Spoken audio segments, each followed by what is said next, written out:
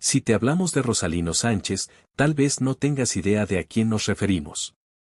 En cambio, si la referencia es a Chalino Sánchez, seguramente has oído de su corta pero impresionante carrera artística. Con tan solo 30 años era reconocido como el rey del corrido y hasta el día de hoy se mantiene como una de las figuras más legendarias de la música mexicana. Pero como muchos otros cantantes de este género, su vida se vio definida por la violencia y la tragedia. En este video te contaremos todo lo que se sabe de este ícono de las corridas, desde su trágica infancia hasta su misteriosa muerte.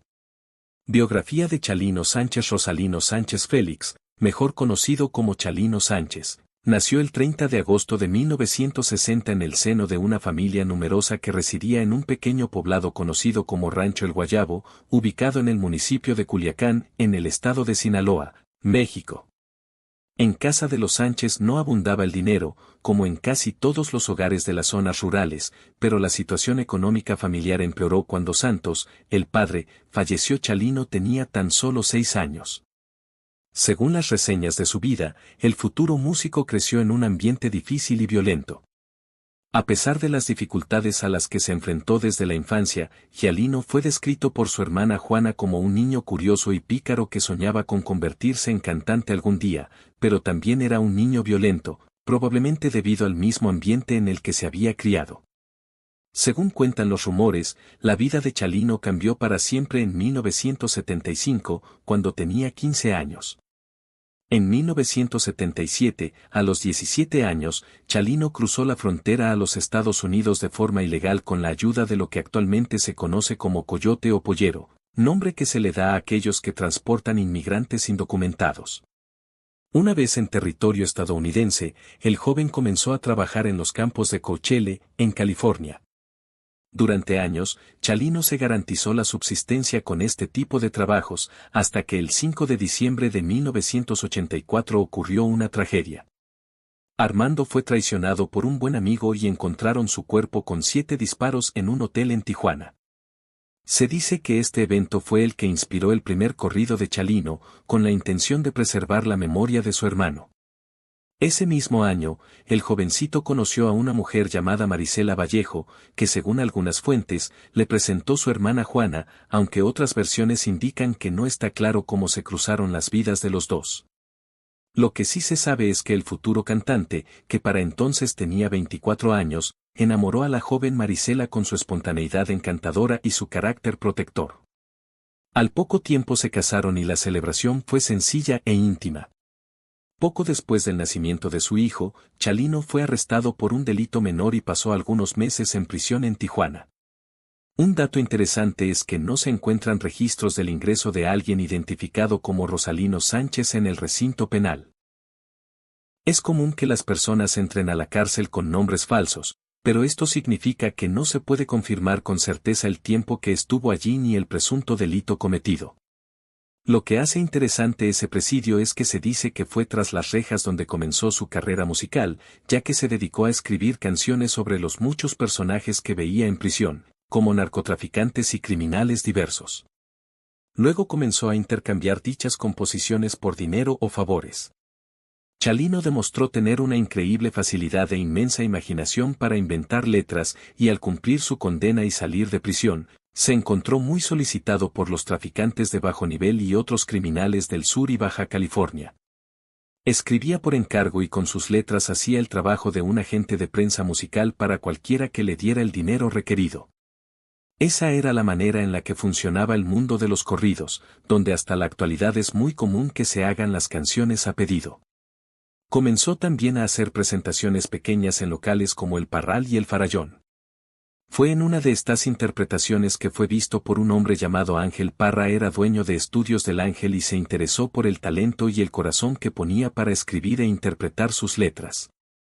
Ambos hombres se reunieron y Chalino comenzó a grabar sus temas en el estudio. Inicialmente, entre 1986 y 1987, Chalino había contratado a Los Cuatro del Norte, un conjunto local de música norteña, para interpretar sus canciones de manera más profesional. Sin embargo, una vez en el estudio, quedó en evidencia que no sabían cómo cantar correctamente un corrido. Enojado, el propio Chalino entró a la cabina de grabación e interpretó sus temas como pensaba que debía hacerse. Luego de esto, se deshizo de los otros músicos y grabó junto a la banda Los Guamuchilenos. Según contó más adelante su amigo Pedro Rivera, el ingeniero de sonido les dijo que algunos instrumentos estaban desafinados, al igual que la voz de Chalino, pero al joven cantante no le importaba y al parecer tampoco a sus clientes, ya que su popularidad iba en aumento y no solo le estaba yendo bien en el plano profesional. El 7 de abril de 1987 nació Cintia y así la familia Sánchez Vallejo quedó conformada por 4 miembros. Chalino y Marisela solo tuvieron 2 hijos y aunque mucho se habló de las numerosas relaciones extramaritales del cantante a lo largo de los años, nunca se supo nada de un posible hijo concebido fuera del matrimonio. Lo cierto fue que con su particular estilo, Chalino grabó 15 temas de esta manera, narrando historias fuertes y reales de delitos como robos y muertes violentas, dando todos los detalles e incluso mencionando fechas y lugares exactos. Algunos de sus temas más populares de esta época fueron Armando Sánchez, la canción homenaje a su hermano El Sapo, Beto López y los sinaloenses. Pero pronto sus clientes comenzaron a pedir más copias para sus amigos, y Ángel le recomendó lanzar una tirada profesional de 300 cassettes, que era lo que se usaba para grabar en aquel entonces. No se parecía en nada a otras estrellas norteñas, al contrario, era más bien reconocido como una antiestrella. No parecía, y en efecto no lo era, un cantante entrenado y pulido sino un verdadero y auténtico artista salido de un rancho sinaloense, y por eso las personas se identificaban con él. Su voz, que era nasal y plana, también sonaba tensa y forzada. Según sus admiradores y quienes han estudiado su aporte al género del corrido en México, él era inconfundible y transmitía un sentimiento que dejaba en claro que había vivido aquellas experiencias de las que hablaba en los temas que interpretaba. Las reseñas sobre su vida destacan que se convirtió en la voz del narcotráfico, de los inmigrantes ilegales, de los hombres del campo. Su música resonó con miles de personas y su popularidad entre la comunidad mexicana en California seguía creciendo. Aunque también tenía detractores que decían que su música sonaba irritante y amateur. No había manera de negar que el joven sinaloense había definido un momento en la historia de los corridos. Chalino era un corridista real que narraba el mundo que lo rodeaba sin adornos o brillos, y su base de admiradores creció, expandiéndose a todos los Estados Unidos y México. Para 1990, la carrera de Chalino había alcanzado niveles que el músico de 30 años nunca había imaginado. Ese éxito le ganó apodos como el rey del corrido o el padre del narcocorrido, ofrecía conciertos con frecuencia en todos Los Ángeles, en locales como El Cerrito, Night Fool, El Quijote, La Explanada Tecate, el Parrow Night Club, El Farallón, Kingston, Mostrar Ford y Noches de Taconazo. Algunos de esos establecimientos ya tenían fama de ser sitios de concentración de pandillas relacionadas con los narcos. También realizó numerosas colaboraciones con otras agrupaciones como la Banda La Costeña, la Banda Culiacán, la Banda Flor del Campo y los Cuatro de la Frontera, y formó el grupo Los Amables del Norte, con el que produjo un par de temas. Para poder distribuir sus corridos tuvo que firmar contratos y a lo largo de su carrera trabajó con diversos sellos discográficos como Linda Discos, R.R. Balboa, Documentos Edimusa y Cintas Acuario. En un extraño giro del destino, el mayor avance publicitario de su carrera ocurrió de la forma menos pensada, el 20 de enero de 1992 y no fue precisamente por una actuación extraordinaria. Esa noche, Chalino se estaba presentando ante 400 personas en un club en Coachella, a las afueras de Palm Springs. De repente, un hombre subió al escenario donde se encontraba el cantante y sacó una pistola. El hombre, un mecánico desempleado llamado Edward Alvarado Gallegos, aparentemente se había enojado porque Chalino no interpretó su tema El Gallo de Sinaloa y entonces le disparó 2 veces en el pecho con su revólver calibre 25. En respuesta, el cantante herido sacó su propia arma. Sin embargo, su pistola se encasquilló, por lo que Chalino la arrojó y golpeó a su atacante en la cara. Aunque había sido herido, Celino logró huir del agresor y fue llevado de emergencia al hospital, donde estuvo internado durante 10 días al borde de la muerte por un pulmón perforado. Entretanto, Edward se dirigió a la pista de baile y continuó disparando. Cuando lograron detener al atacante, volvió a la calma. Había fallecido un hombre llamado René Carranza y otras 8 personas resultaron heridas. Un rumor que siempre ha acompañado a los sucesos de esa noche indica que presuntamente el número de personas que perdieron la vida fue mayor, pero al haber una gran cantidad de extranjeros indocumentados y con supuestas conexiones criminales, muchos fueron sacados del local y trasladados al otro lado de la frontera antes de que llegara la policía. El ataque fue reportado por la prensa e incluso se habló del incidente en el programa World News Tonight de ABC.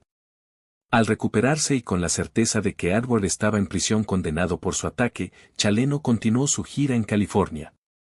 Para su sorpresa, se había convertido en una estrella. Las entradas para todos sus conciertos se agotaron rápidamente y sus ventas se dispararon. Su primera presentación luego de su estancia en el hospital fue en el Parral, en Los Ángeles. El local estaba lleno y fue necesario cerrar las puertas a las 6 de la tarde, unas 5 antes de que Chalino subiera al escenario.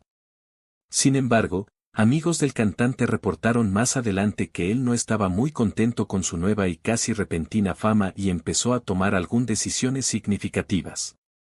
Durante los siguientes meses, repartió su colección de armas entre sus amigos.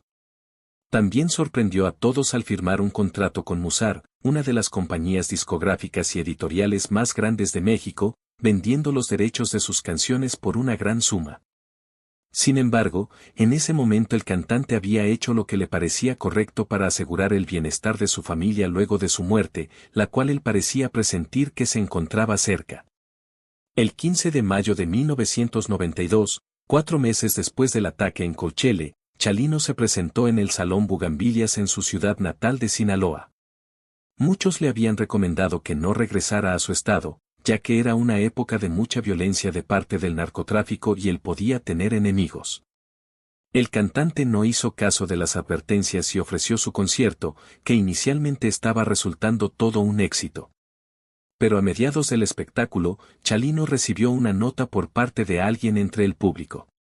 Nunca se supo con certeza qué decía esta nota, pero al leerla, el rostro de Chalino cambió por completo, por lo que muchos asumieron que se trataba de algún tipo de amenaza. Tras leer la nota, Chalino no dio ninguna explicación y continuó con el concierto, interpretando su tema Alma enamorada y otros éxitos.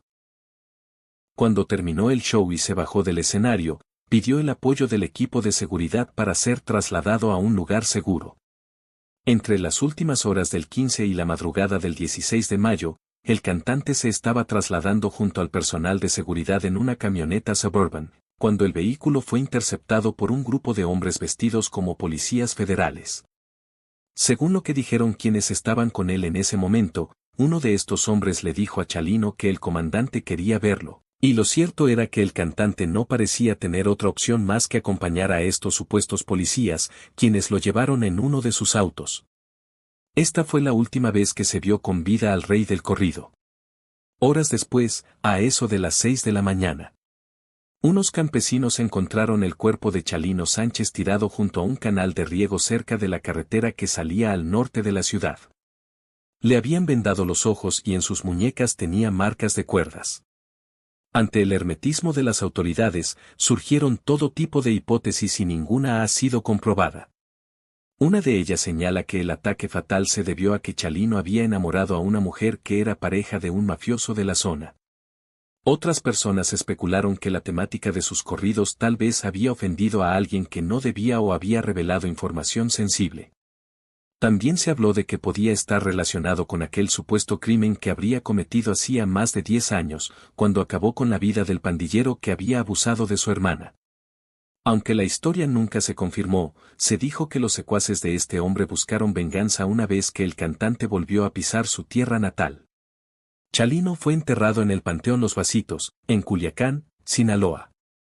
Se dice que algunas personas no quisieron asistir al funeral por miedo a que ocurriera algo. Sin embargo, la ceremonia religiosa se realizó sin ningún inconveniente. La prematura y misteriosa muerte de Chalino elevó al cantante al estatus de leyenda, y pronto sus temas se volvieron parte del repertorio de los más diversos cantantes que le rendían homenaje, y también comenzaron a surgir nuevos corridos en su honor. Nieves de Enero, una de sus pocas canciones que no trataban de la vida criminal, se convirtió en un éxito de radio y Mozart se apresuró a lanzar un montón de álbumes supuestamente nuevos, reutilizando las pistas vocales de Chalino, para crear versiones de banda y mariachi de sus canciones. Fue entonces cuando se supo que el contrato firmado por Chaleno le cedía todos los derechos a Mozart y no incluía disposiciones sobre regalías. Como consecuencia de esa decisión un tanto ingenua, la esposa y los hijos del cantante se vieron despojados de cualquier participación en los millones ganados después de que su vida acabó inesperadamente. Aunque sin dudas la esposa y los hijos del rey del corrido no quedaron mal económicamente, podrían haber quedado mucho mejor. Unos años después, la escena del corrido se llenó de nuevos artistas imitadores del estilo de Chalino, que intentaban copiar su particular voz. Sin embargo, ninguno llegó a acercarse al nivel de influencia del particular artista que se mantiene hasta el día de hoy, a más de 30 años desde su partida.